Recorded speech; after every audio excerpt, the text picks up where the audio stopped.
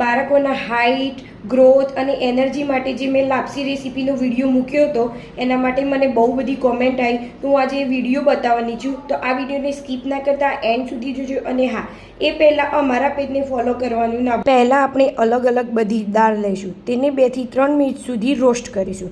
ત્યાર પછી એને ઠંડુ કરવા એક અલગ પ્લેટમાં નીકાળીશું. ત્યાર પછી આપણે અલગ અલગ ડ્રાયફ્રૂટ લઈશું, તેને પણ 2 થી 3 મિનિટ સુધી રોસ્ટ કરીશું. તેને પણ ઠંડુ કરવા આપણે અલગ પ્લેટમાં નીકાળીશું. ત્યાર પછી ઠંડુ થાય એટલે મિક્સર ગ્રાઇન્ડરમાં ગ્રાઇન્ડ કરીશું અને તેનો ફાઇન પાવડર બનાવીશું. ત્યાર પછી ડ્રાયફ્રૂટ લઈશું અને ડ્રાયફ્રૂટને આપણે ગ્રાઇન્ડ કરીશું અને ત્યાર પછી તેનો પણ ફાઇન પાવડર બનાવીશું. તેને પણ અલગ પ્લેટમાં નીકાળીશું.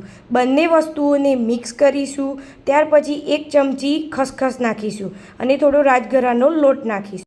આ પાવડરને આપણે એક ટાઈટ કન્ટેનરમાં સ્ટોર કરીશું.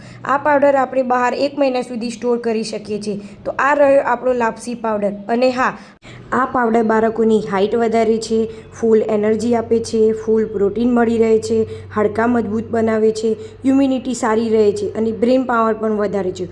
તો તમારા બાળક માટે આજે જ આ વિડીયોને સેવ કરો અને બીજા પેરેન્ટ્સને શેર કરો. Thank you.